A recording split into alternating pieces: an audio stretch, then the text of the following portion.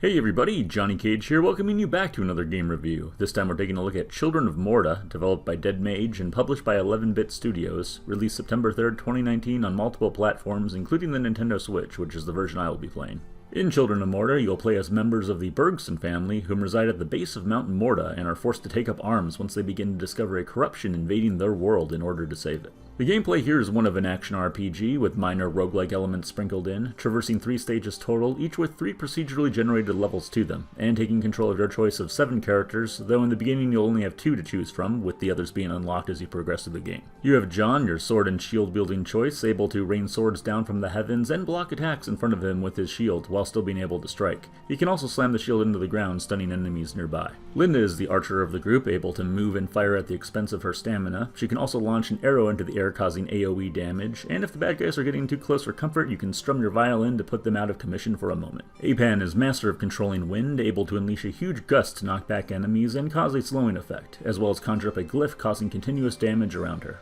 Lucy is the wizard of the bunch, frantically firing off fireballs and creating a tornado that will slowly move around an area, sucking up baddies who come close to it. You can also make sure the baddies are right where you want them by dropping a decoy they just can't resist. Kevin appeals to the assassin in all of us with his quick strikes and ability to fan his knives, throwing them in a number of directions. You can also become invisible for a few seconds, during which you can emerge, delivering a blow for massive damage. Joey's the powerhouse of the family, swinging about his huge hammer, slamming it down to stun enemies and spinning it around recklessly. His evasion maneuver is also a bull charge, which damages foes while escaping from danger. Lastly, you have Mark, a martial artist, able to bounce from one fiend to another if they're close enough. He also has a whip which pulls them in and stuns, as well as a bow staff which will disperse any large crowds. The game also features 2-player local co-op, but unfortunately no online options. Still a welcome addition, though you will have to decide who gets what when it comes to certain goodies.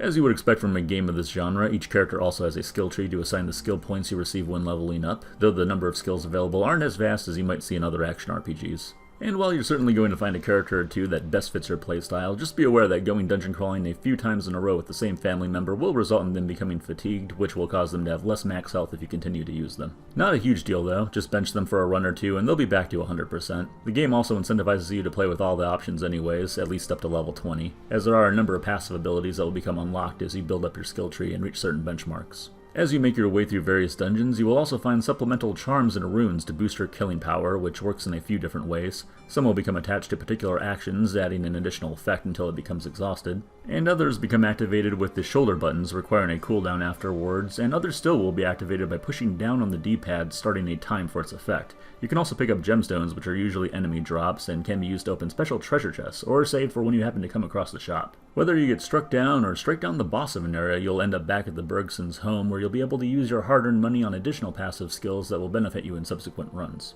It is also upon your return that you may trigger short cutscenes that will progress the narrative, or play out pleasant slice-of-life moments, allowing you to get to know the family a bit better and adding to the weight of their situation. For me, it was these parts that really helped this game to stand apart from so many other action RPGs I had played previously, and really fleshed out the personalities of each character as they went about their day-to-day life or mulled over recent events. I really can't stress enough how much I love the storytelling here. One of my favorite games of this genre is Diablo 2, a game myself and countless others have probably put over 1,000 hours into, and while I have put some serious time into that game, I can tell you next to nothing about the story. In Children of Morta, on the other hand, the story is so well weaved into the gameplay you can't help but start to feel for this family and the odds that they are up against, getting to know each of them intimately without having to go out of your way to read through long, boring bios. Sometimes it can be quite gratifying to just move the camera around the house in between the action and get a better sense of what you're really fighting for, leading to you wanting to see this family succeed through the hardships much more than a fighter who just respawns back at their home base. The controls are a bit extensive, as you might expect, with most of the buttons on the controller executing some sort of action. Left stick moves you about while Y uses your primary attack, though you can also use the right stick to make it a dual stick shooter, which works well for ranged attackers.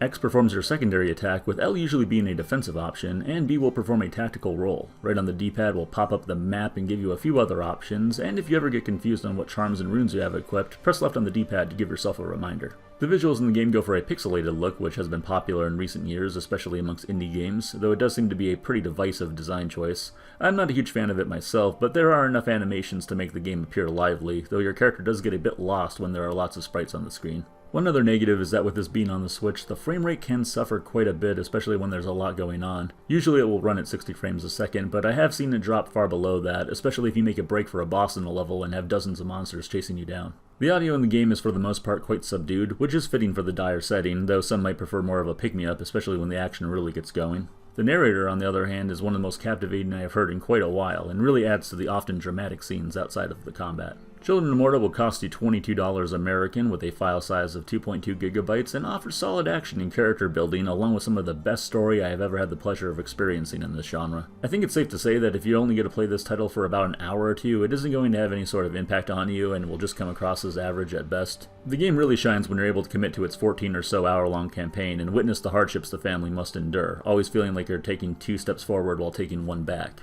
It is also a game the designers continue to work on, with DLC and patches being released fairly regularly, adding more to the game and allowing players to get even more out of the New Game Plus mode, where you can carry over levels and skills from the previous playthrough.